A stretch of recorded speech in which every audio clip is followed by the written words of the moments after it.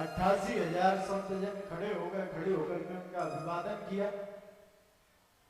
संतजन भक्तजन भाव लिखते हैं कि वहां पर इतने दिव्य ज्ञानी अमलात्मा महात्मा पुण्यात्मा संतजन विराजमान थे जिनकी कई हजार वर्ष उम्र थी।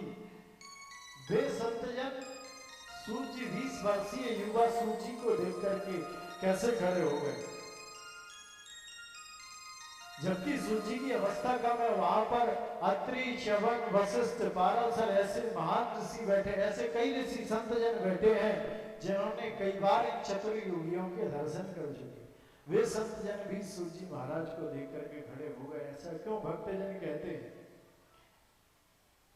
तो श्री वेदव्यास जी महाराज कहते हैं, धन वृद्धा बल वृद्धा आयुर्वृद्धा तथैव च ते सर्वे विज्ञान वृद्धा किंकरा शिष्य किंकरा। कहा महाराज कोई धर्म में बड़ा है, कोई बल में बड़ा है, कोई आयु में बड़ा है, ये सब बड़े हैं, लेकिन ते सर्वे विज्ञान वृद्धा, जो ज्ञान में बड़ा है वो इन सबसे भी ज्यादा श्रेष्ठ है। और सूजी महाराज ज्ञान में बड़े हैं। श्रीमद् भागवत पावन पुराण को, श्रीमद् भागवत दिव्य ग्रंथ को उन्होंने अपने हृदय में धारण करके रखा है, इसलिए सभी संतजन उन्हें देख करके खड़े होकर के उनका अभिवादन करते। और सूजी महाराज आकर के विराजमान हुए, विराजमान होकर के सभी संतजन उनका अभिवादन करते हैं। अभिवादन करके उनसे कहते हैं, महाराज हमें दिव्य श्रीमद् भागवत कथा श्रवण कराइए। अब श्री सूत जी महाराज दिव्य श्रीमद् भागवत कथा श्रवण कराना प्रारंभ करते और श्रीमद् भागवत कथा प्रारंभ करते हैं। उसमें दिव्य प्रसंग श्रवण कराते हैं। एक भक्ति देवी है, उसके दो पुत्र हैं, ज्ञान वैराग्य। और भक्ति देवी के दो पुत्र हैं, ज्ञान वैराग्य, वृंदावन में यमुना के किनारे विद्यमान है, विराजमान है। लेकिन वहां एक विचित्र स्थिति बनी हुई है, एक विचित्र स्थिति निर्मित हुई कि वो ज्ञान वैराग्य जो भक्ति के पुत्र है ना, वो मूर्छावस्था को प्राप्त हो गए और वृद्ध हो गए हैं। वहां वृंदावन पहुंच करके, वृंदावन में उनका शरीर वृद्ध की तरह दिखाई देने लगा और मूर्छित हो गए। यमुना के किनारे भक्ति देवी रुदन करती है और नारद जी महाराज पूरी पृथ्वी पर भ्रमण करते हैं। पूरी पृथ्वी पर भ्रमण करते करते और वहां उस क्षेत्र में, उस जगह पर पहुंचते, वहां भक्ति देवी रुदन कर रही थी। जहां भक्ति देवी रुदन कर रही थी वहां नारद जी महाराज पहुंचते हैं और भक्ति देवी को रोती हुई देख करके कहते हैं, हे देवी तुम्हारे रोने का कारण क्या है बताओ, हो सकता है मैं कुछ सहायता कर पाऊं। तुम कौन हो? भक्ति ने हाथ जोड़ करके कहा कि महाराज मैं भक्ति हूं। और कहा ये जो दो मूर्छावस्था को प्राप्त हो गए हैं ये कौन है तुम्हारे? कहा महाराज ये मेरे पुत्र हैं।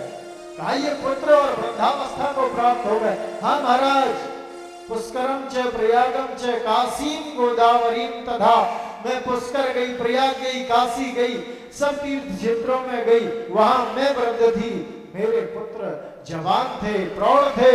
और जैसे ही मैं वृंदावन में आई वैसे ही मेरे पुत्र वृद्धावस्था को प्राप्त हो गए और मैं प्रौढ़ावस्था को प्राप्त हो गई। धन्यम वृंदावनम तेना भक्तिम नृत्यति यत्र च। वहां पर आकर के, वृंदावन में आकर के ज्ञान वैराग्य इसलिए मूर्छावस्था को, वृद्धावस्था को प्राप्त हो गए कि वहां तो साक्षात भक्ति नित्य निरंतर नृत्य करती है। वहां वृंदावन में ज्ञान और वैराग्य की जरूरत नहीं। वृंदावन में आपको ज्ञानी नहीं मिलेंगे, वृंदावन में ज्यादा विरक्त नहीं मिलेंगे आपको। वहां के संत भी होंगे, वहां के विद्वान भी होंगे, तो वो भक्ति में लीन होंगे, वो भगवान के प्रेम में लीन होंगे। उनकी वाणी आप देखना, वृंदावन के संतों की वाणी का माधुर्य देखना, उनकी वाणी सुनोगे, उनकी वाणी के वशीभूत हो जाओगे। क्या? क्योंकि वहां भक्ति नृत्य करती है, वहां प्रेम नृत्य करता है नित्य निरंतर। नारद जी महाराज कहते हैं, यहाँ आकर के ये दोनों वृद्ध हो गए हैं, तो मैं इनके जागृत करने के लिए, इनको प्रौढ़ अवस्था प्राप्त कराने के लिए कोई यत्न करूं। भक्ति ने हाथ जोड़ करके नारद जी महाराज से निवेदन किया कि प्रभु अगर आपकी कृपा हो जाएगी तो मुझे विश्वास है कि ये जरूर जागृत होंगे, ये जरूर प्रौढ़ अवस्था को प्राप्त हो जाएंगे। नारद जी महाराज यत्न करते हैं, वेद वेदांत सुनाते हैं, गीता पाठ इत्यादि सुनाते हैं। रे ज्ञान प्रबुद्धताम रे वैराग्य प्रबुद्धताम, ज्ञान वैराग्य को वेद वेदांत गीता पाठ इत्यादि श्रवण कराते हैं, लेकिन ज्ञान वैराग्य जागृत नहीं होते हैं। जब ज्ञान वैराग्य जागृत नहीं हुए, भगवान से प्रार्थना की, प्रभु से प्रार्थना करते हैं, नारद जी महाराज की आप ही कोई मार्ग बताइए। गीता पाठ मैंने गीता पाठ इत्यादि को श्रवण करा दिया, इन्हें प्रबुद्ध हो जाना था, लेकिन ये अभी प्रबुद्ध नहीं हुए। आकाशवाणी हुई है नारद कोई सदकर्म करो, सदकर्म सूचिको न, हे नारद कोई सदकर्म करो, और सदकर्म के करने से ये जागृत हो जाएंगे।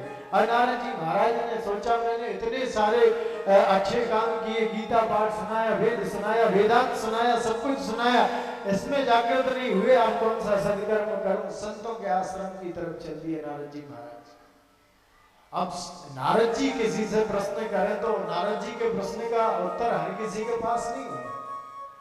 नारद जी अन्य अन्य संतों के आश्रम में जाते हैं और संत देखकर हाथ जोड़ के उन्हें नमस्कार करके कहते हैं, महाराज आप जैसा ज्ञानी अमलात्मा अगर कोई प्रश्न लेकर के आए, हम उसका उत्तर देते, ये संभव नहीं।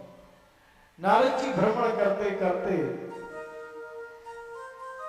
दिव्य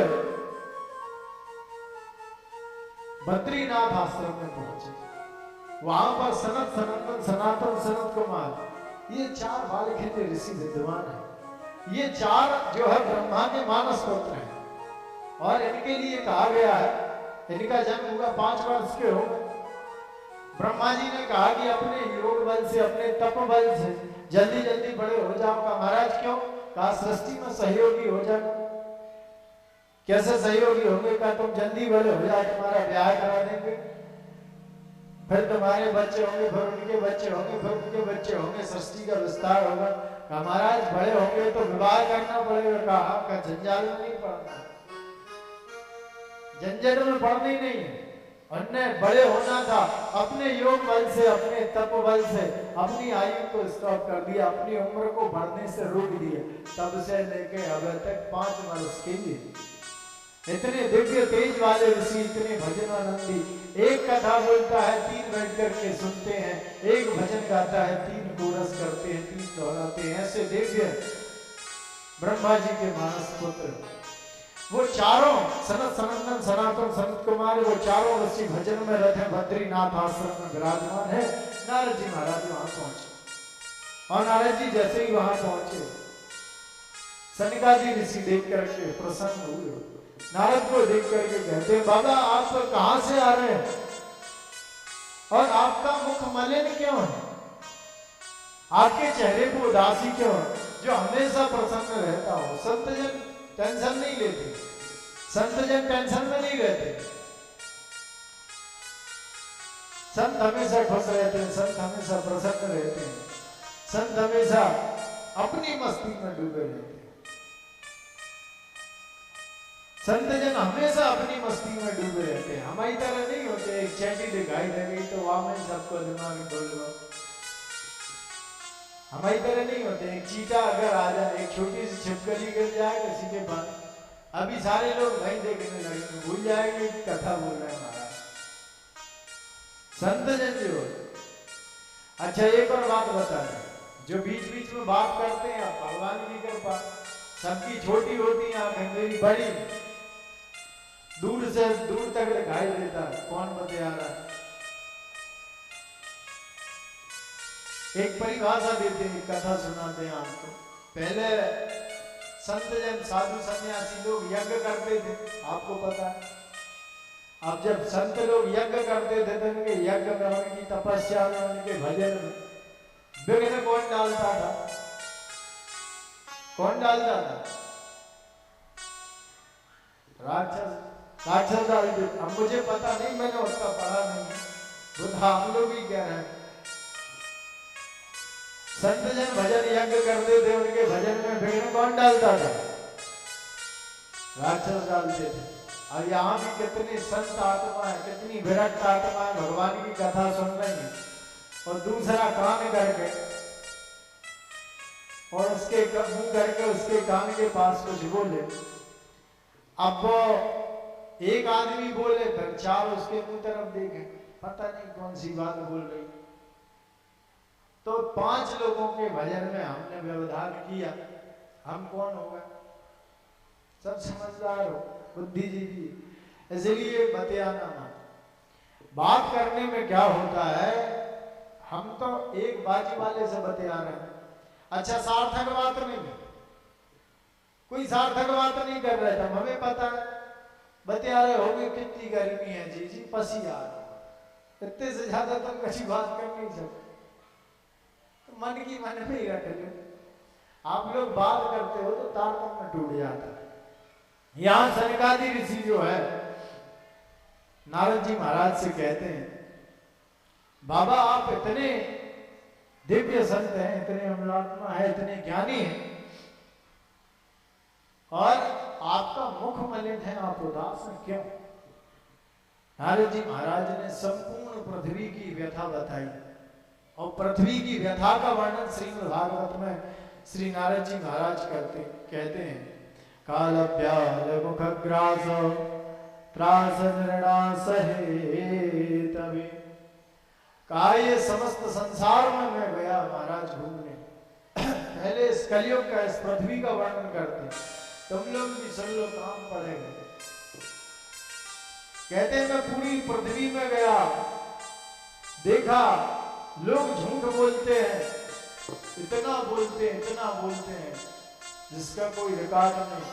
बात बात पे, छोटी छोटी बात पे लोग झूठ बोलते हैं, और मुक्ति का कोई साधन नहीं कर रहा है। काल रूपी गाल आता है, उन्हें उठा करके ले जाता है, कोई मुक्ति का साधन नहीं कर रहा है। कन्या विक्रयण लोभा दंपति नाम से कल कहा महाराज, श्रीमद् भागवती वार्ता गेहे गेहे जने जने कारिता कर्ण लोभे ना कथा सारस ततो बता। हमारे डिपार्टमेंट की बात है, ध्यान से सुन लो। श्रीमद् भागवती वार्ता गेहे गेहे जने जने कारिता कर्ण लोभे ना कथा सारस ततो बता। कहा महाराज इतनी भागवतें हो रही, लेकिन आदमी का कल्याण नहीं हो रहा, क्यों? इसलिए नहीं हो रहा कल्याण, आदमी भागवत कराता है, कारिता कर लोग धन के लोग से किया हुआ कर्म, वो सदगति प्राप्त नहीं कराता। हम गए महाराज जी कथा कर लो, और ठीक है हो जाएगी।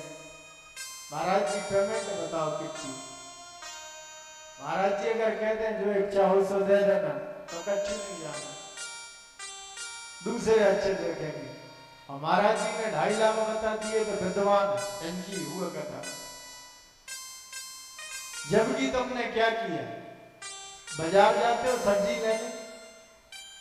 सब्जी लेने जाते हो, सब्जी खरीदते हो, दुकान वाले से महाराज ये लौकी दे दो, उसने कहा 20 रुपए की मिलेगी, तुमने कहा 20 नहीं 15 की दे दो, उसने कहा ठीक है, तुमने 15 रुपए दिए, उसने लौकी दे दी, घर लेके आया, काटी बघारी खा के देखा। तुमने भागवत जैसे ग्रंथ को, भागवत जैसी परम सत्ता को क्रय विक्रय का साधन बना लिया। तुम ठहरा रहे हो, कोई 2.5 लाख कह रहे, तुम कह रहे महाराज 2.25 तय हो रही है। कारिता कर लोभेना कथा सारस ततो गता, जो तय करके फिक्स करके भागवत करता करवाता है, उस भागवत का फल समाप्त हो जाता है। कथा सारस ततो गता। अब खैर समय परिवर्तन हो गया, बड़ी व्यवस्थाएं लगती इतनी बड़ी, तो इतनी सब व्यवस्थाओं का बताए आदमी, लेकिन खुद का ना बताए, वो काम सही। कन्या विक्रयण लोभा दंपति नाम चिकलगनम। महाराज और क्या चल रहा है दुनिया में? कहा दुनिया में कन्या का क्रय विक्रय कर रही है। और क्रय विक्रय कैसा चल रहा है? कन्या का विवाह नहीं, उसको खरीदा बेचा जा रहा है। फिक्सेशन हो गई। मोड़ा की गलती से सरकारी नौकरी लग गई, गलती से रिश्वत दे के, आजकल बगैर पैसा में नौकरी लग नहीं रही, रिश्वत दे के कहीं गलती से सरकारी नौकरी में हो गए, 25 लाख की गाड़ी चाहिए हो। ऐसा क्रय विक्रय चल रहा है। किसी के घर बेटी हो जाती है, पिता को ये चिंता रहती है दहेज में कमी रह गई, लड़के वाले खा गए। प्यारे, किसी से दहेज मांगने के पहले एक बार विचार कर लो, तुम भी किसी बेटी के बाप हो, और जिसने तुम्हें कन्या दी है वो कन्या नहीं है, वो अपनी बच्ची नहीं है, वो अपनी लड़की नहीं है। कन्या का प्रेम पिता से अधिक होता है, पुत्री का प्रेम पिता से अधिक होता है। और अगर वो तुम्हें तुम्हारी पुत्री दे रहा है तो अपना कलेजा निकाल करके दे रहा है, अपना हृदय तुम्हें दे रहा है, और तुम उसका हृदय लेकर जा रहे। बाजू में 3 टप्पर मार रहे, फ्रिज जाने डबल डोर की, एसी चाहिए, कूलर चाहिए, तुम्हें हल्ला चाहिए, ढेका चाहिए। नौकरी कितने की? 22,000 की कर रहा है सरकार, चाहिए कितनी? 25 लाख की गाड़ी। तुमसे बड़ा भिखारी दुनिया में को हो नहीं सकता। जो दहेज मांग के फिक्स करके शादी करते करवाते हैं, उससे बड़ा भिखारी दुनिया में कोई हो नहीं सकता। और ऐसे आदमी की हाँ कन्या देनी नहीं चाहिए। और मैं गारंटी के साथ कहता हूं, मैं गारंटी के साथ कहता हूं, जो दहेज की मांग डिमांड करके बहू नहीं आए तो जे आज लिखे तो मैं ले लूं, बुढ़ापे में आदमी को रोटी तो नहीं मिलना। क्यों नहीं मिलना? क्योंकि तुमने उसके पिता को परेशान करके जो धन लेकर के आए थे, जो 3 टप्पर लेके आए थे, तुम्हारे मरने के पहले टूट जाएगा। वो 3 टप्पर लेके आए थे, उसके पिता को नीचा दिखा करके वो कन्या तुम्हारी क्यों सेवा करेगी, तुम्हें क्यों रोटी देगी? तुम्हारी इज्जत तो उसी दिन खत्म कर ली तुमने जिस दिन उसके बाप से दहेज मांगा था। अजय वो तो 2 आंखों की कायदा थी, इसलिए अभी तक चल रहा था। जिस दिन तुम्हारे हाथ पैर चलना बंद हो जाएंगे, तुम्हें 2 गरम रोटी नहीं मिलेंगी। और जो सिर्फ ये जाकर के कह दे पुत्री के पिता को कि हमें तुम्हारी कन्या चाहिए, बाकी हमें कुछ नहीं चाहिए, देना हो तो अपनी पुत्री को दे देना, नहीं देना तो तुम्हारी मर्जी, हमें तुम्हारी कन्या चाहिए। ठाकुर जी साक्षी हैं, श्रीमद् भागवत विराजमान है। उस आदमी की जीवन में हमेशा सेवा होगी, चाहे मौका कितना ही बुरा हो, कितना ही बुरा बोले, उस आदमी की सेवा में कमी नहीं रहेगी। और तुम किसी से कुछ मांग लोगे, कोई कुछ तुम्हें दे देगा, उससे तुम्हारे जीवन का पूरा व्यवस्था नहीं बनेगी। प्यारे, तुम्हारी व्यवस्था बनाने बिगाड़ने वाला कौन है? वह परमपिता परमात्मा। वह देने पे आएगा, वह देने पे आएगा, तुम्हें पता नहीं पड़ेगा, रात भर में अरबपति खरबपति बन जाओगे। वो लेने पे आएगा, तुम्हारी अरबों की खरबों की संपत्ति 20 मिनट में मिट्टी में मिल जाएगी। नारद जी महाराज कहते कलयुग की बड़ी व्यथा है महाराज। और फिर वो वृंदावन में गया, वृंदावन में जाकर के देखा तो भक्ति रुदन कर रही है, और भक्ति के पास 2 पुत्र है उसके, वो वृद्धावस्था को प्राप्त हो गए और मूर्छित है। मैंने उन्हें गीता वेद पाठ इत्यादि सुनाया। आकाशवाणी हुई कि सत्कर्म सूचको नूनम ज्ञान यज्ञस्मतो बधई। कहा नारद कोई सत्कर्म करो, कौन सा सत्कर्म करूं महाराज? सनत कुमार कहते हैं नारद सत्कर्म जो है श्रीमद् भागवत को कहा जाता है, ज्ञान यज्ञ श्रीमद् भागवत को कहा जाता है। तुम श्रीमद् भागवत की कथा में श्रवण कराओ, भक्ति महारानी के दुख अवश्य दूर होंगे। नारद जी महाराज ने कहा आपसे अच्छा व्यास कोई हो नहीं सकता, आपसे अच्छा वक्ता कोई हो नहीं सकता महाराज, आप चलिए कथा श्रवण कराइए। सनकादि ऋषि कहते हैं हम वृंदावन जाए बड़ा समय लग जाएगा। थोड़ा सा हम जो है बद्रीनाथ से नीचे की तरफ जाते हैं, हरिद्वार की तरफ, और वृंदावन से थोड़े से ऊपर की तरफ भक्ति ज्ञान वैराग्य आएंगे तो हरिद्वार में दिव्य आसन लगाई गई और सुंदर आनंद नाम के तट पर कथा की तैयारियों की। सभी संत जन, सभी अमलात्मा, सभी ज्ञानी जन वहां पधारे और भक्ति ज्ञान वैराग्य के लिए सुंदर आसन लगाई गई। नारद जी महाराज मुख्य यजमान बने और संतादी श्रीमद् भागवत की दिव्य कथा रसपान कराना प्रारंभ करते। 7 दिनों तक भक्ति ज्ञान वैराग्य ने दिव्य कथा को श्रवण किया। भक्ति का दुख दूर हुआ, भक्ति के कष्ट ठाकुर जी ने हरण कर लिए, भक्ति के सभी कष्ट श्रीमद् भागवत ने हरण कर लिए। कितना बड़ा आनंद था। बेचारे वृद्ध हो गए थे, लेकिन भागवत जी की कृपा से 7 दिन में फिर से प्रबुद्ध हो गए, फिर से प्रौढ़ अवस्था को प्राप्त हो गई। ये भागवत की कृपा। उस समय अगर वो होता था तो आज भी तुम्हारे जीवन के कष्ट दूर होंगे। बस याद रखना एक बात को, तुम्हारे जीवन के कष्ट दूर होंगे कब? जब तुम्हारे मन में नम्रता, जब तुम्हारे भाव में पवित्रता आ जाएगी। भगवान कहते हैं भाव का भूखा हूं मैं, भाव ही एक सार है, भाव से मुझको भजे जो उसका बेड़ा पार है, भाव बिन लेता नहीं जो मुझे सर्वस्व दे, भाव बिन लेता नहीं जो मुझे सर्वस्व दे, भाव की आवाज ही करती मुझे लाचार, भाव की आवाज ही करती मुझे लाचार। तुम सब कुछ अपना सर्वस्व ठाकुर जी को लुटा दो बगैर भाव के, उसे स्वीकार नहीं करेंगे। और भाव से एक बार हरे कृष्ण कृष्ण कृष्ण हरे हरे, हरे राम राम राम हरे हरे, भाव से एक बार पुकारोगे ठाकुर जी तुम्हारे सामने आकर के खड़े हो जाएंगे। मीरा ने भाव से बुलाया, भगवान दौड़े चले आए। हरिदास ने, रैदास ने, सदना कसाई ने भाव से बुलाया भगवान को, भगवान दौड़े चले आए। उनके बुलाने पर भगवान दौड़े आए, तुम्हारे बुलाने पर भी भगवान दौड़े आए। बस हमारे बुलाने में थोड़ी सी, जरा सी कमी है। हमारे और प्रभु के बीच में एक छोटा सा पर्दा पड़ा हुआ, हमारे और भगवान के बीच में एक छोटा सा झिल्ली वाला, ज्यादा मोटा पर्दा नहीं, छोटा सा थोड़ा सा पर्दा पड़ा है। वह काय का? वह अहंकार रूपी पर्दा पड़ा हुआ है हमारे और परमात्मा के बीच में।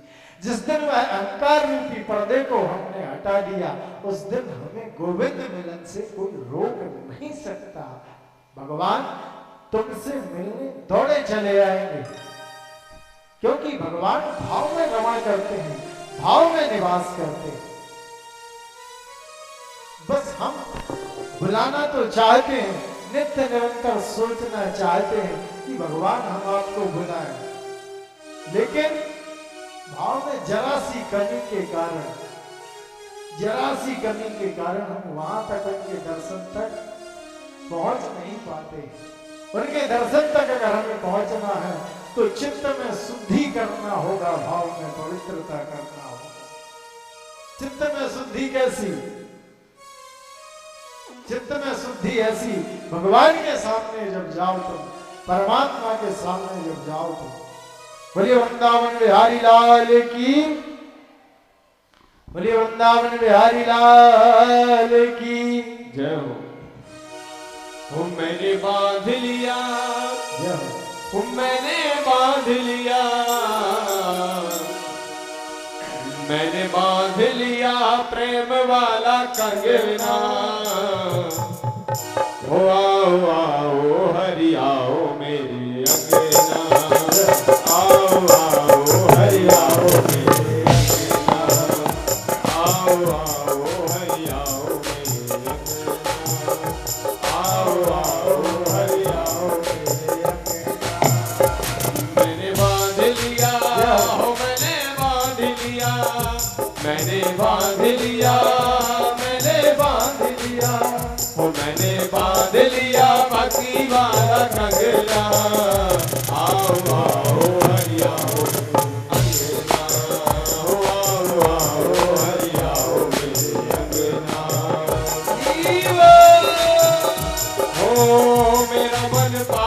पाप करना ही छोड़ दे, मेरा मन पापी पाप करना ही छोड़ दे, ओ मेरा मन पापी पाप करना ही छोड़ दे।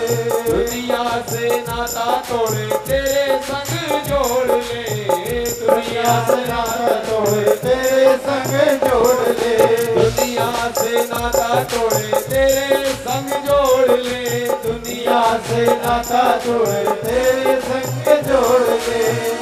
यही मांग मेरी, यही मांग मेरी, यही मांग मेरी और कोई मांगना। आओ आओ हरि आओ मेरे अंगना, आओ आओ हरि आओ मेरे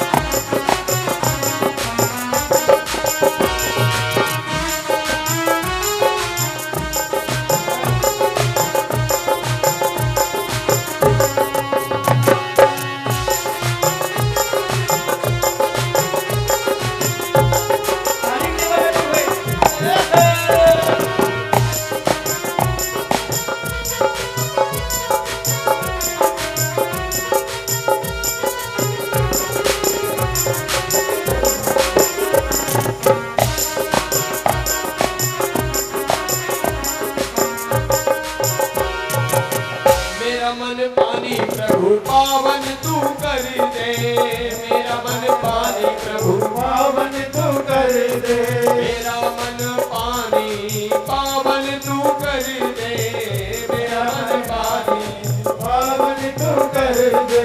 ओ मेरा मन पानी प्रभु पावन तू कर दे, मेरा मन पानी प्रभु पावन तू कर दे, तेरा मेरा नाता जुड़े ऐसा मुझे वर दे, तेरा मेरा नाता जोड़े ऐसा तू कर दे, तेरा मेरा नाता जोड़े ऐसा तू कर दे, तेरा मेरा नाता जोड़े ऐसा तू कर दे। ओ तेरे रंग ऊपर, तेरे रंग ऊपर, तेरे रंग ऊपर चढ़े कोई रंग ना। आओ आओ हरि आओ मेरे अंगना, आओ आओ हरि आओ मेरे अंगना।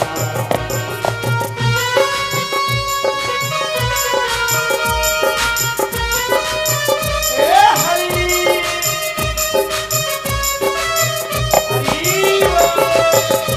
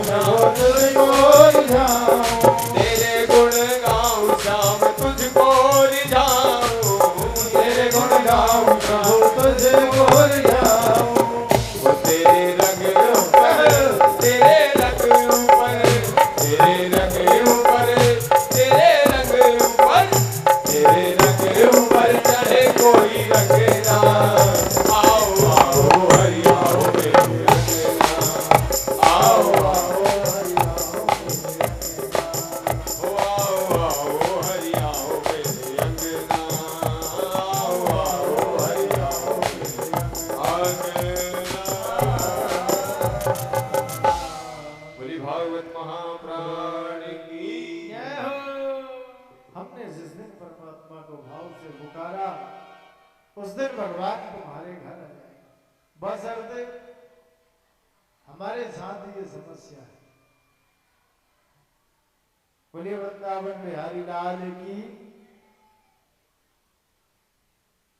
बशर्ते भगवान को जब तुम बुलाओ, भगवान के सामने जब तुम जाओ, भगवान की सन्निधि में, भगवान के निकट तुम जाओ, जो हो सो बन करके जाओ, मनुष्य हो मनुष्य बन करके जाओ, भगवान तुम्हें साहस स्वीकार करेंगे। लेकिन हम भगवान के साथ अपना भाव पवित्र नहीं, कपट लेकर के जाते हैं भगवान के सामने भी। ये मनुष्य बड़ा उल्टी घोपड़ी का है। भगवान के सामने भी जाएगा तो दिखावा करेगा, भगवान के सामने भी दिखावा करने से चूकता नहीं है। दिखावा कैसा?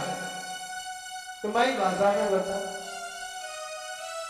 एक जगह और सत्यनारायण भगवान की कथा चल रही थी, नर्मदा जी गए, बड़े बड़े पटेलों की कथा हो रही थी, हमको बुलाया गया जाकर बैठे, और ढोलक मजीरे से आरती हो रही थी। अब वो आरती में आखिरी की लाइन आई, आखिरी की लाइन आई वो तन मन धन सब तेरा, तेरा तुझको अर्पण क्या लागे मेरा, ऐसी कोई लाइन है आरती। अब इत्तेफाक से पंडित जी बोलना भूल गए वो लाइन, अब वो प्रिंट मिस्टेक थी क्या थी, पंडित जी बोलना भूल गए वो लाइन तन मन धन, पूरे पटेलों को याद थी। बीच में आरती रुक गई, पंडित जी फिर से बोलो, क्यों बोलो? अरे पंडित जी तुमने खास लाइन भूल गए। कौन सी खास लाइन भैया? अरे वो खास है, कौन सी? तन मन धन सब तेरा, तेरा तुझको अर्पण क्या लागे मेरा। पंडित जी ने फिर से आरती गाई, पटेल झूम झूम के पंडित जी ने लाइन बड़े गड़ा के बोली, बड़े ध्यान से बोली, पूरे पटेल नच गए। अच्छा 2 बार बोली, भूल गए थे तो 2 बार बोली वो लाइन। आरती भाई आरती बटको शुरू, बड़े बड़े पटेल मुंह जवारे बैठे, आरती बटना शुरू हुई। आरती में पैसा डालना शुरू किए। अब भाई गा रहे थे, आरती पैसे लड़ पड़े, तन मन धन सब तेरा, तेरा तुझको अर्पण। पंडित जी डांट गए, पंडित जी लड़वे तैयार। आरती जैसे ही आई, थाली 5 ही मिनट बैठी, 5 मिनट बाद 10 का नोट डाला, 12 उसमें से उठा लिए थाली में से। अब 5 मिनट पहले कह रहे थे भगवान पूरी जायदाद लौटा दे तुम पे, आरती में गा रहे थे मैं पूरी जायदाद तुम पे लौटा देंगे। आरती में तुम पे 10 का नोट छोड़ो ना, वहां में थे सिक्के ऐसे आजकल छोटे चल रहे हैं, 10 डाल के 12 उठाए के ले आए। ये हमारा भाव, ये हमारी भक्ति है। भगवान हमारे भाव को देखता है, भगवान हमारी भक्ति को देखता है। और एक बात और बता दो, कई लोग ऐसा करते हैं, आरती जब आपके पास आती है, हम उसमें धन चढ़ाते, कुछ भी चढ़ाते हैं, अर्पित करते हैं, तो वो आदमी अपने दरिद्र उसमें चढ़ाता, अपनी तकलीफें उसमें चढ़ाता है आरती में। तुम्हारे पैसा 4 पैसा से कोई बड़ा आदमी नहीं बनेगा, ये भाव से तो चढ़ा नहीं मत कि कोई इससे बड़ा आदमी बन जाएगा, या कोई धन के लोभ से उसमें चढ़वा, ये तो सोच नहीं मत। तुम पे धन नहीं है उसमें पुष्प चढ़ा देना, लेकिन एक आदत अपनी आज जिनकी हो तो सुधार लेना। आरती तुम्हारे पास आए, आदमी आरती लेता है भगवान की नजर उतारता है, उसके बाद आरती लेता है, कहता है प्रभु मेरे जीवन में जो भी तकलीफें हो, मेरे जीवन में जो भी कष्ट हो, मैं ये कष्ट ये भेंट के रूप में चढ़ा रहा हूं, और सुख समृद्धि शांति आनंद ऐश्वर्य अपने जीवन में आपका तेज ग्रहण कर रहा हूं। अब आदमी ने वो तकलीफ चढ़ा कर गए, तुम गए 10 को नोट डालो, 9 आदमियों की परेशानी घर ले आए। अब चिल्लर तुम्हारी और कहीं तो चलेगी नहीं, घर में छोटे छोटे मणि मणा, छोटे छोटे उन्हें सभी एक टाफी ले गए, 9 रुपया की 3 मणि मणा, 3 बार में खिलाई टाफी। अब वो दुनिया जमाने को तुम दालोदर घर में लेके आए, बच्चन को खिलाई दियो, अब का महाराज उनको पढ़ाई में मन ना लगा। क्यों लगेगा मन? क्योंकि दुनिया भर का दालोदर, दुनिया भर की तकलीफ टाफी के रूप में तुमने उनको खिलाई। जरूरी नहीं है कि उसमें पैसे चढ़ाओ, जरूरी नहीं है कि भगवान को धन चढ़ाओ, जरूरी ये है पत्रम पुष्पम फलम तोयम यो मे भक्त्या प्रियच्छति। पत्र पुष्प फल जल जो तुम्हारी जैसी व्यवस्था है, जो तुम्हारा सामर्थ्य है, जो तुम्हारा ऐश्वर्य है, उसके अनुसार तुम करो, लेकिन जो करो सच्चे और पक्के मन से करो, बस पूरी ईमानदारी से कर दो बस। और प्यारे, वो किसी का उधार नहीं रखता, यकीन मानना आप, वो किसी का उधार नहीं रखता। जिसका जितना है उसे सूद समेत ब्याज समेत वापस कर देता है। जब तुम्हारे अच्छे बुरे कर्म तुम्हें वापस कर देता है परमात्मा, तो तुम्हारा धन ऐश्वर्य क्या है।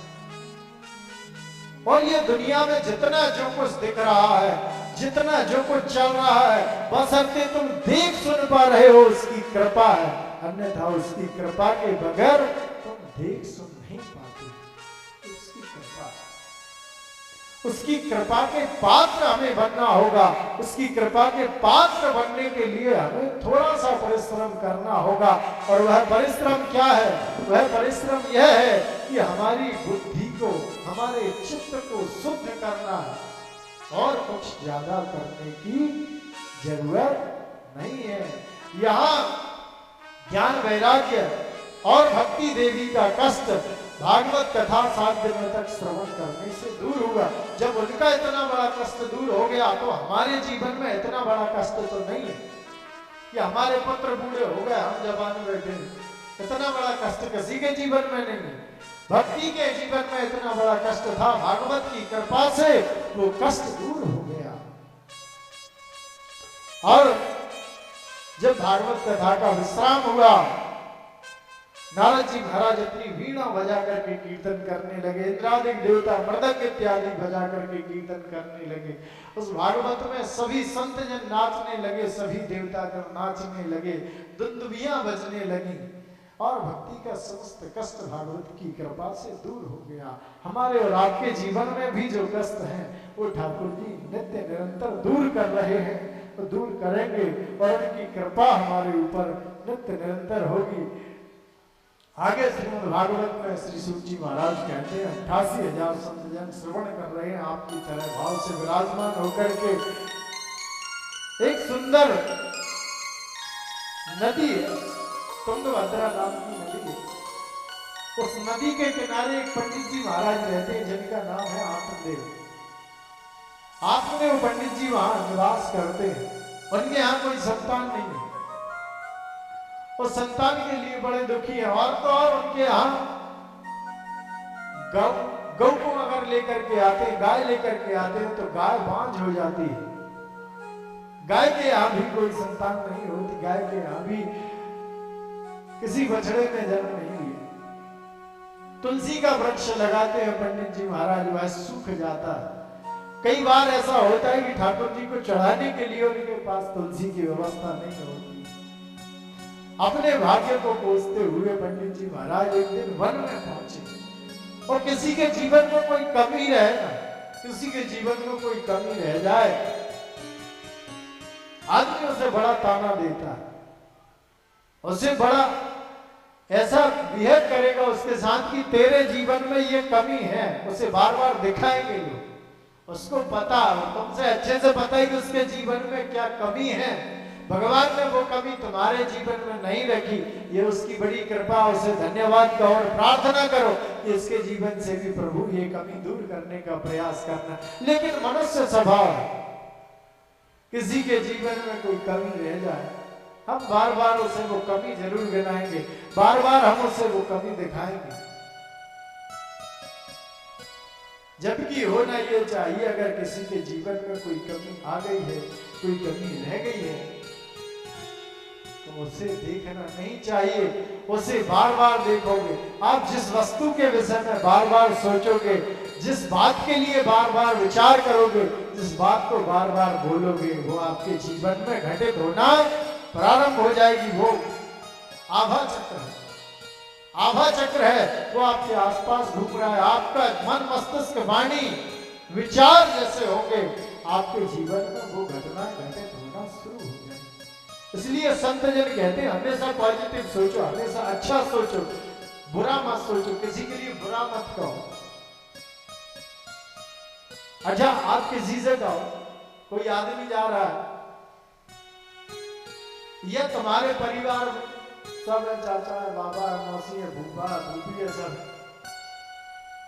तुम्हारे परिवार में सब है, किसी के पास जाओ, उससे कह दो महीना 2-4 महीना में तुम मर जाओगे।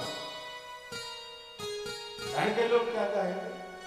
ऐसा नहीं बोलते, वाणी सत्य हो गई फिर। अच्छा उसके लिए नहीं, तुम खुद के लिए घर वालों के सामने बोल कि हम महीने 6 महीना में मर जाएंगे, घर वाले रोक देंगे, नहीं ऐसा नहीं कहते। आदमी 24 घंटे में एक बार सच बोलता है, भगवान न करे तुम्हारी ये वाणी सच होगी तो कितना बड़ा हालात होगा। जब वो बात तुम्हारी सच हो सकती है तो तुम जो सोचोगे, जो विचार करते हो, जो दिन भर दिमाग में एक तमाशा लिए घूमते हो, वो सच नहीं होगा। समस्या ये है आदमी सोचता बहुत, कर कुछ नहीं पाता। सोचने को बड़े पहाड़ खोदता रहता है, दिन भर बड़े पहाड़ खोदता रहता है, और टेंशन कर करके, चिंता कर करके आदमी की हाल बेहाल हो गई। आज 25 साल के आदमी से 5 किलो वजन लेके आधा किलोमीटर नहीं चला जा रहा। 25 साल के व्यक्ति से 5 किलो वजन लेके आधा किलोमीटर नहीं चला जा रहा। ये बुजुर्ग बाबा जो बैठे हैं 50 किलो लेके 5 किलोमीटर पैदल चला कर। ऐसा क्यों? शरीर हमारा भी, शरीर उनका भी है। आज वो 5-10 किलोमीटर ऐसे ही चल लेंगे, हम पे कोई कहे 1 किलोमीटर चलो, पसीना पसीना हो जाएंगे, सांस भूल जाएगी, 20 जगह बैठेंगे जब 1 किलोमीटर चलेंगे। ऐसा क्यों? भाई शरीर उनका भी है, और वे तो बेचारे सूखी रोटी दाल खा रहे हैं, हम तो माल दाल खा रहे हैं, फिर भी चलो मैं जा। काहे को? भाई माल दाल खा रहे हैं, खूब पनीर भजिया पूरी खा रहे हैं तुम लोग, तुम पे चलो काहे नहीं जा रहा? या हमारे नहीं चलो जा रहे हो कि तुम टेंशन बहुत करते हो, और टेंशन कर करके अपने शरीर को इतना कमजोर बना लिया तुमने कि तुम्हारा शरीर तुम पे ना चलो जानता। और उनका शरीर आज भी चल रहा है, क्योंकि वो चिंता नहीं चिंतन करते हैं। और चिंतन कैसा होता है? चिंतन भगवान का होता है, भजन भगवान का होता है। हमेशा खुश रहो और चिंता छोड़ करके चिंतन करना शुरू कर दो, तुम्हारा मन मस्तिष्क उज्जवल हो जाएगा, तेज युक्त हो जाएगा। आज 23 साल के 25 साल के बच्चों के चेहरे पर आप झुर्रियां देख लो, और 70 साल के बाबा के चेहरे पर चमक देख लो। चमक कैसे आती है? चमक भगवान के भजन से आती है, खुश रहने से आती है। प्रसन्न रहना भी भगवान की एक प्रकार से बहुत बड़ी पूजन मानी जाती है, भगवान की एक प्रकार से सेवा मानी जाती है। भगवान ने बड़ी कृपा की, हमें इतना सुंदर देह दिया, और हम मुंह बिगाड़े घूम रहे हैं, ऐसे घूम रहे हैं जैसे पूरी दुनिया का टेंशन, पूरी समस्या हमारे ही सर पे है। हमेशा खुश रहो, प्रसन्न रहो, जितना खुश रहोगे प्रसन्न रहोगे, परेशानियां उतनी तुमसे दूर भागेंगी, और तुम्हारे चेहरे पर प्रभु की कृपा का एक तेज रहेगा।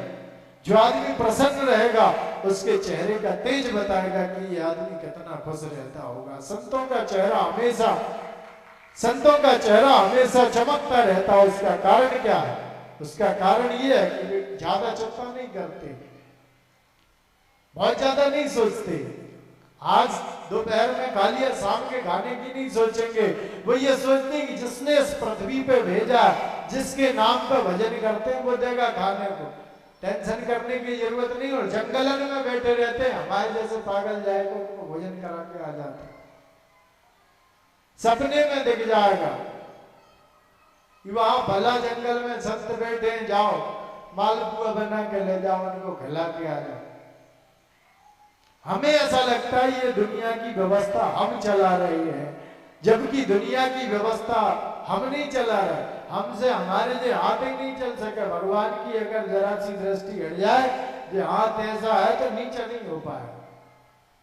हानि लाभ जीवन मरण जस अपजस विधि हाथ। हानि जीवन में कब क्या होना है, हानि होना है, लाभ होना है।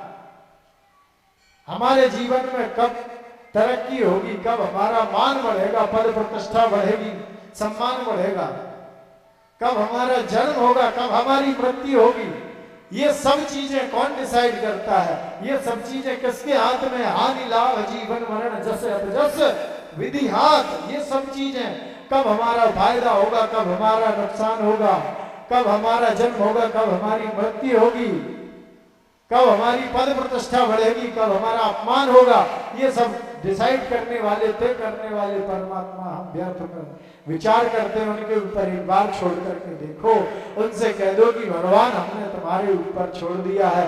मान सम्मान देना है या अपमान कराना है, हमारे जीवन में सुख समृद्धि शांति देना है या अशांति देना है, हमने आपके ऊपर छोड़ दिया। हम तो खुश रहेंगे हर समय हर अवस्था में। आप खुश रहना प्रारंभ कर दो, आप खुश रहने का प्रयास करो, आपसे हजारों व्याधियां दूर भागेंगी। या अपदेव पंडित जी के जीवन में एक कमी रहेगी, उनके यहाँ कोई बाल बच्चे नहीं और संतान से बड़े दुखी। अब आदमी ताना मारे, मोहल्ला पड़ोस के रिश्तेदार भी आ गए, मामा मौसी के वे भी ताने मारे, पंडित जी बड़े दुखी हो गए और दुखी हो गए जंगल में वन में चले गए, वन में जाके रोदन करने लगे, रोने लगे। एक संत आ रहे थे, संत की दृष्टि उन ब्राह्मण देवता पर पड़ी। ब्राह्मण देवता पर जब संत भगवान की दृष्टि पड़ी तो संत ने देखा, कहा महाराज हे ब्राह्मण देवता, आप रोदन क्यों करते हो, क्यों रो रहे, रोने का कारण बताइए, रोने का कारण बताइए आप। ब्राह्मण देवता कहते मेरे यहाँ संतान नहीं है इसलिए दुखी। संत ने बड़ा समझाया कि महाराज ज्यादा दुखी मत हो, जिनके संतान वे भी रोटी नहीं दे रहे, लड़ रहे हैं, सुरापान करके आ रहे हैं, बड़ी दुर्गति कर रहे हैं। कई लोग संतान से दुखी हैं, तुम्हारे यहाँ हो जाएगी तो तुम क्या कर लोगे? बहुत समझाया लेकिन पंडित जी ने कहा नहीं, बहुत चाहिए संतान। संत ने देख करके अपने योग बल से इतना और कह दिया कि तुम्हारे यहाँ 7 जन्मों तक कोई संतान नहीं होगी। अब तो बहुत रोए आत्मदेव पंडित जी। संत ने कृपा करी, एक फल दे दिया। पंडित जी आए, घर आकर के फल अपनी पत्नी को दिया। पत्नी को उसी सहेलियों ने कह दिया कि ये संत ने दिया, बाबा जी ने दिया, थोड़ा विचार करके खाना, ऐसा नहीं हो बाबा जी की बस में हो जाओ। क्या करें, बहन ने कह दिया मेरे यहाँ बहुत सारे बच्चे, धन का अभाव है, अगली संतान होगी तुम ले लेना, धन मुझे देना है। ये फल ये गाय को खिला दो, गाय को फल खिला दिया धुंधली। अब धुंधली देवी प्रपंच करने लगी, गर्भ धारण करने का कपड़े इत्यादि पेट में बांध करके सुहाग रचाने लगी, संतान होने लगी। अब प्रपंच करने लगी 9 मास में। जब उसकी बहन के यहाँ पुत्र हुआ तो उसने लाके दिया धुंधली को। धुंधली ने उसको धन दे दिया और पंडित जी महाराज को सूचना करवा दी, यहाँ जो गाय को फल खिलाया था उसके गर्भ से भी एक पुत्र ने जन्म ले लिया। नामकरण हुआ पुत्रों का, धुंधकारी रखा गया। जो गाय के गर्भ से जन्म लिया था उसका नाम गौकर्ण रखा गया। यथा नाम तथा गुण, जिसका नाम धुंधकारी रखा गया, बड़ा आताताई हुआ, हमेशा उत्पाद करता, पढ़ाई में मन नहीं लगे। अब धुंधकारी कहता सब याद है, बड़ा आताताई था, उपद्रवी था, जुआ खेलता था, सुरापान करता था, बड़ा नगर में सबको परेशान कर। गौ का जो पुत्र था निर्मल बुद्धि वाला था, पंडित जी ने उसे बनारस पढ़ने के लिए भेज दिया। धुंधकारी की सुरापान इत्यादि की व्यवस्थाओं को देख के पंडित जी दुखी हुए।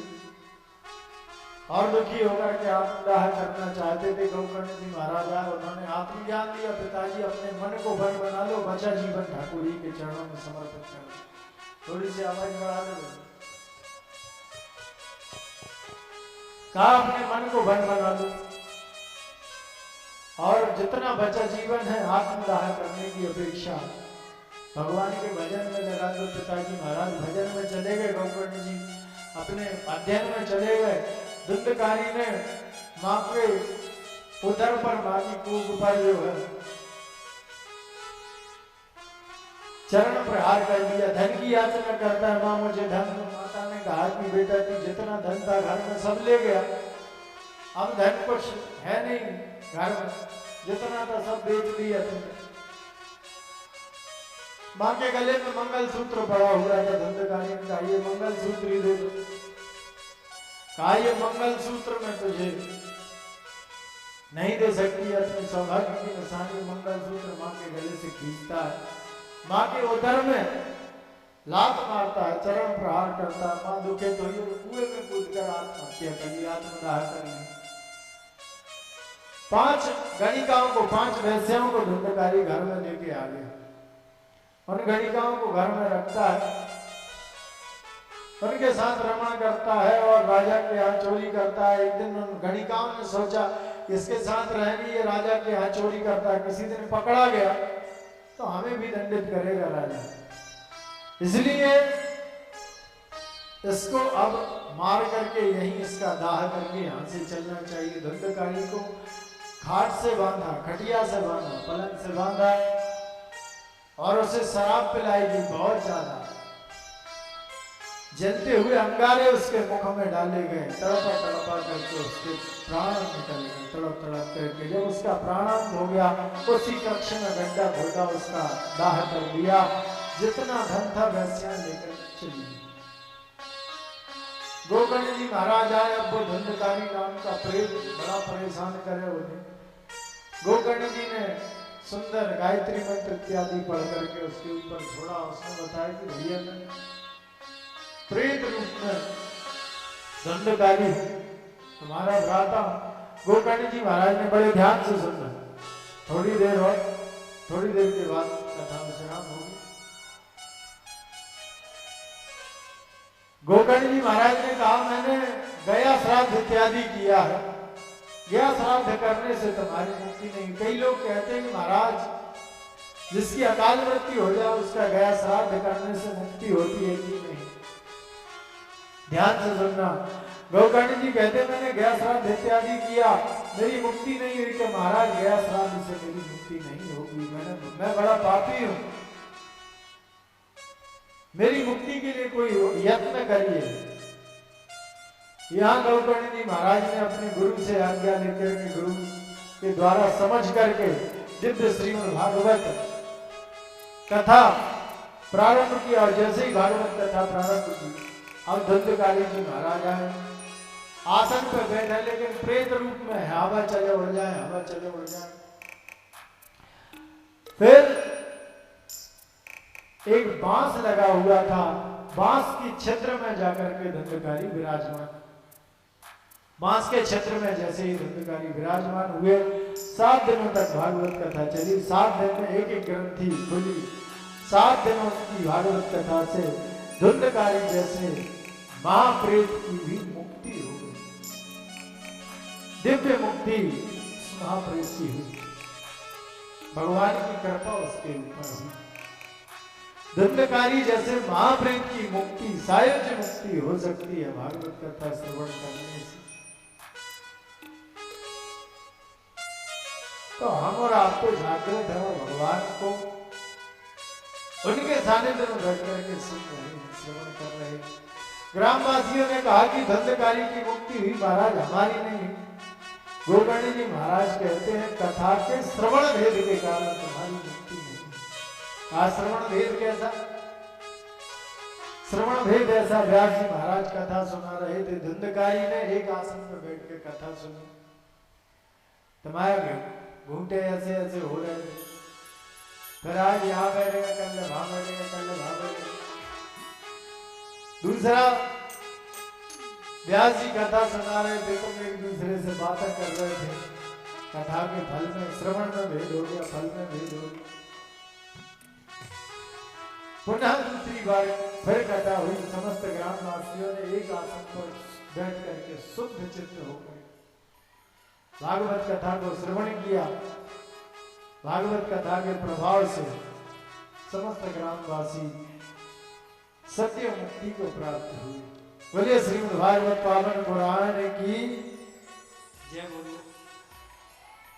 बोलिए श्रीमद् भागवत पावन पुराण की, श्रीमद् भागवत पावन पुराण की जय हो। जय हो। जब भागवत कथा श्रवण करने से धुंधकारी जैसी महाप्रेत की सत्य मुक्ति हो सकती है, तो दुनिया में सब कुछ देने के लिए, दुनिया में सब कुछ देने के लिए श्रीमद् भागवत इस धराधाम पर विराजमान है। यह समुद्र है और ऐसा अद्भुत समुद्र है, ऐसा अथाह समुद्र है, इससे हम कितने ले लें, इसके पास कभी समाप्त नहीं होता। ये सिर्फ ऐसा ग्रंथ है जो आपको देने के लिए, बांटने के लिए बना। इसके सामने आप जाओगे ना, भागवत के सामने जाओगे, उसके दर्शन करोगे, आपके समस्त पाप दर्शन करने मात्र से नष्ट हो जाएंगे। फिर सुन लोगे तो हमारे जीवन में जो समस्याएं हैं, झंझटें हैं, वो समाप्त हो जाएंगी।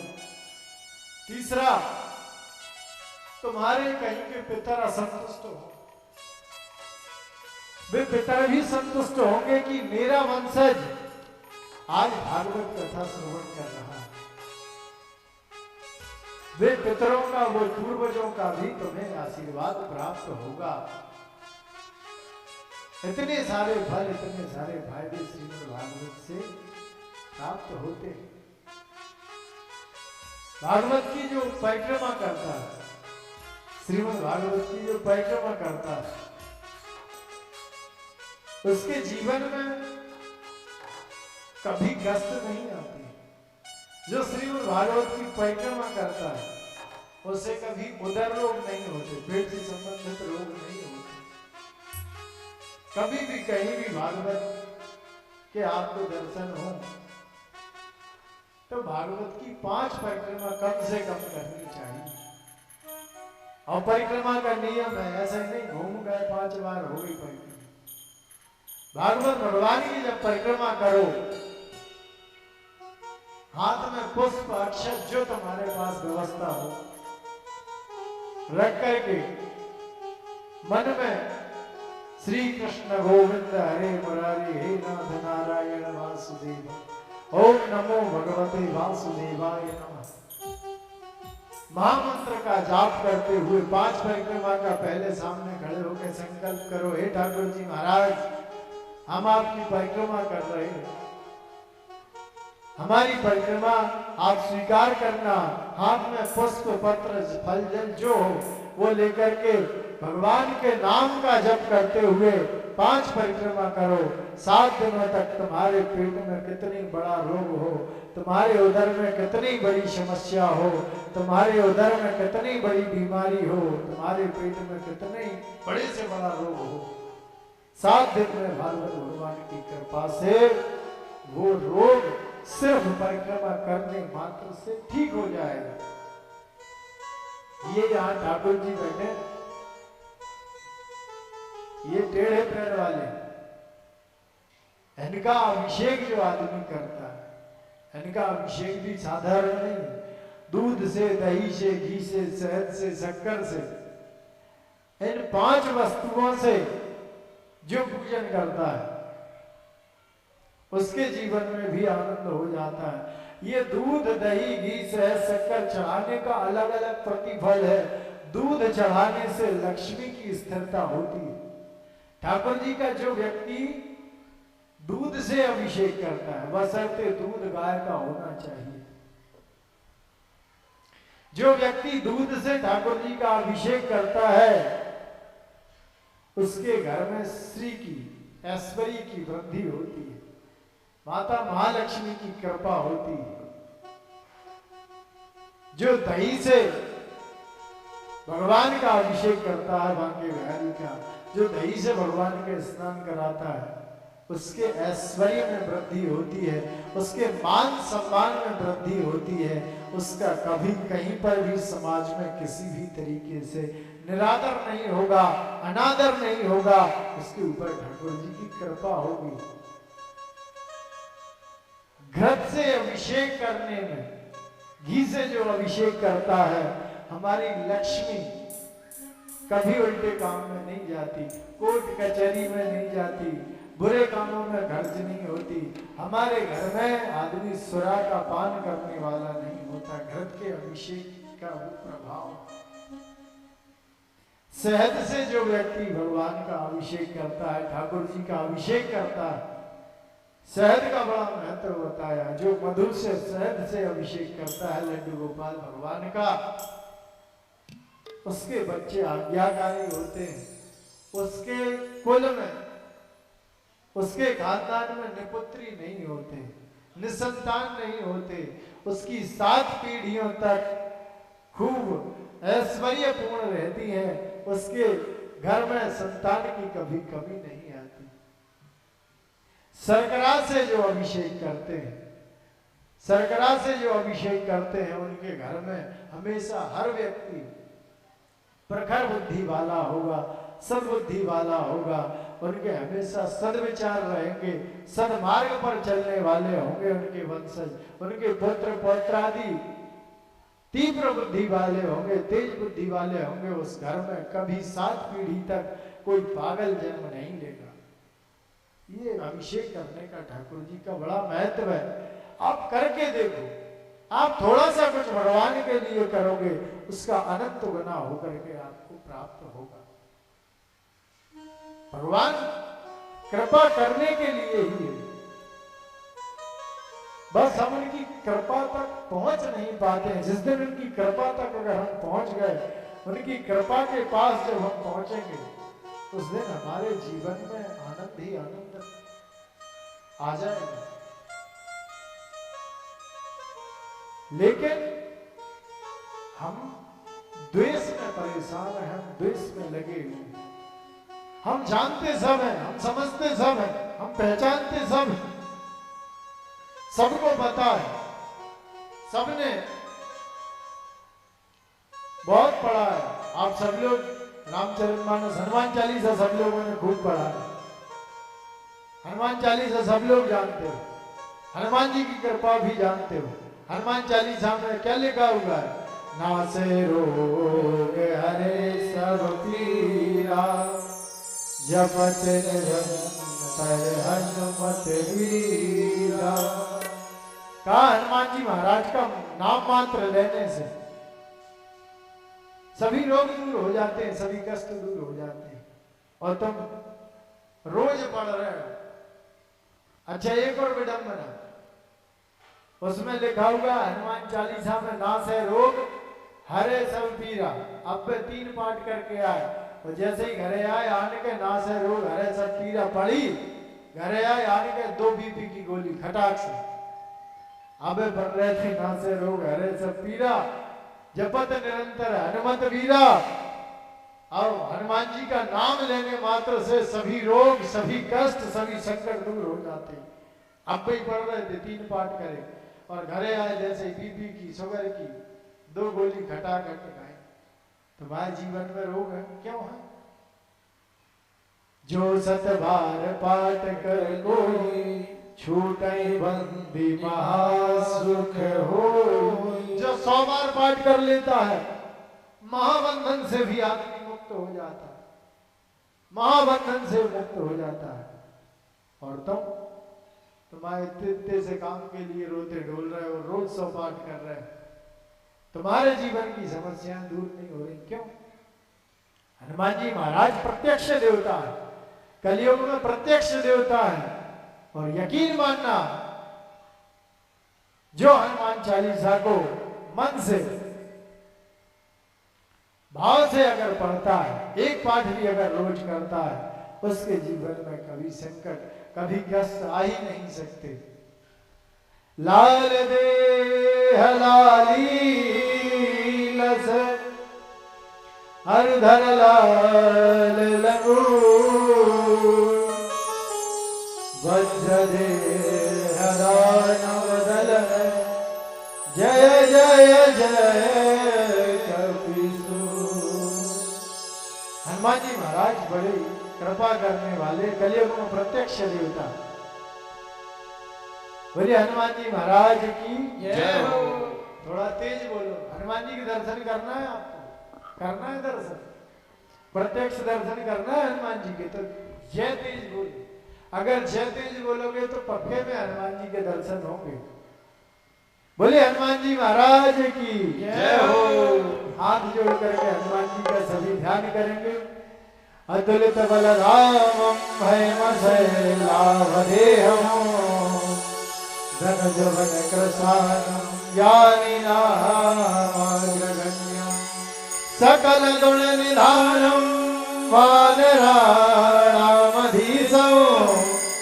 रघुपति प्रिय भक्तं वातजातं नमामि।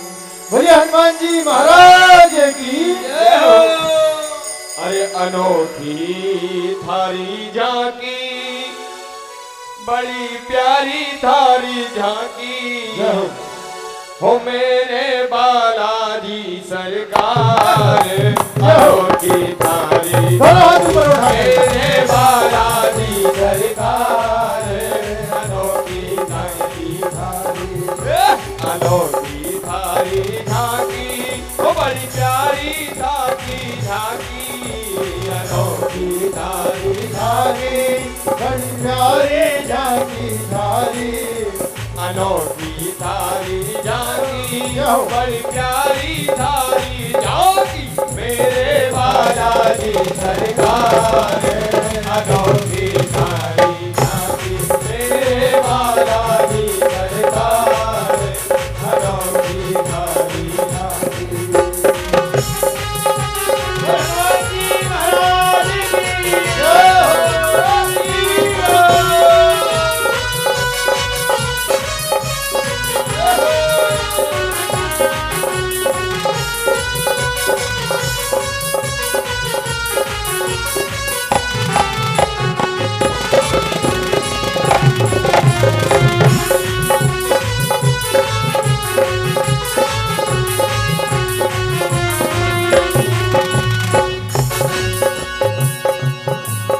हृदय में राम विराजे और हाथ में गदा है साजे, हृदय में राम विराजे,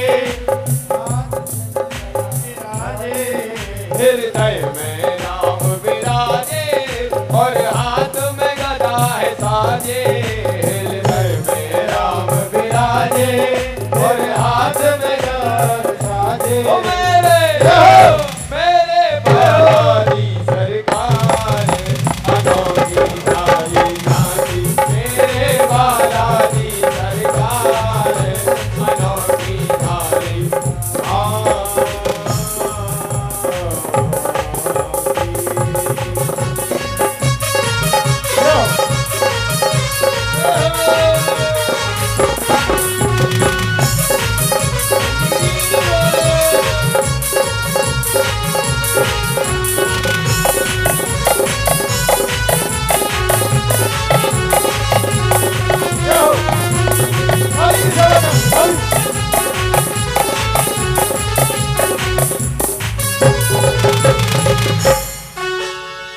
देखिए, जिसको भी बालाजी महाराज की कृपा प्राप्त करना है वो मेरे साथ कैसे कैसे कार्य किए बालाजी महाराज ने, हनुमान जी महाराज ने राम जी के लिए। अरे जो खेल गए प्राणों पे, जो खेल गए प्राणों पे, ओ श्री राम के लिए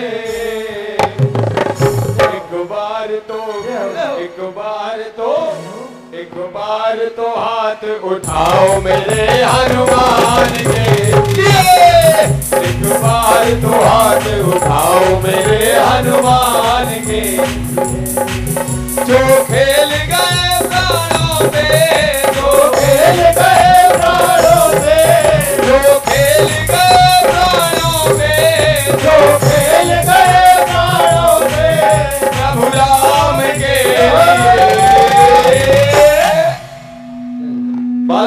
लीजिए दोनों हाथ ऊपर। एक बार तो हाथ उठाओ मेरे हनुमान देवी। एक बार तो हाथ उठाओ मेरे हनुमान देवी।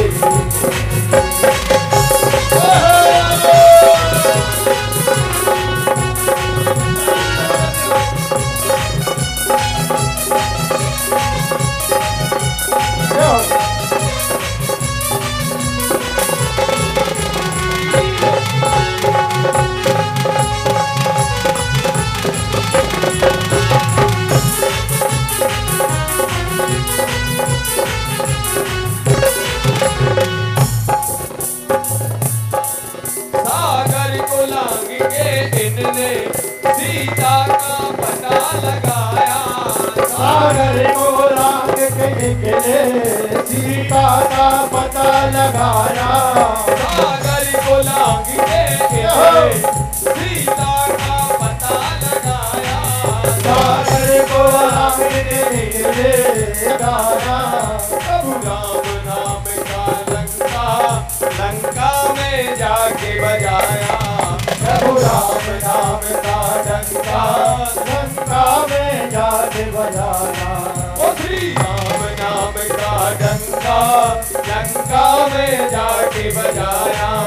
प्रभु राम नाम का डंका लंका में जाके बजाया। माता अंजलि की ऐसी अंजलि की ऐसी ओ मैया अंजलि की ऐसी अंजलि की ऐसी संतान के लिए एक बार तो हाथ उठाओ मेरे हनुमान देवी। एक बार तो हाथ उठाओ मेरे हनुमान के लिए।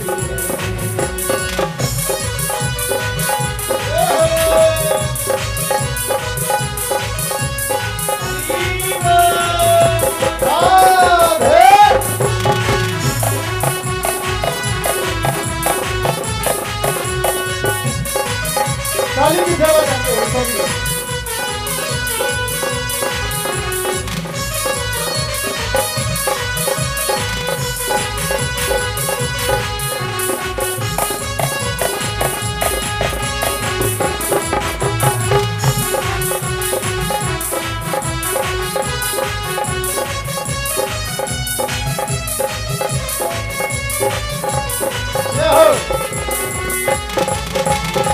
काली की सेवा करते हो सभी लोग।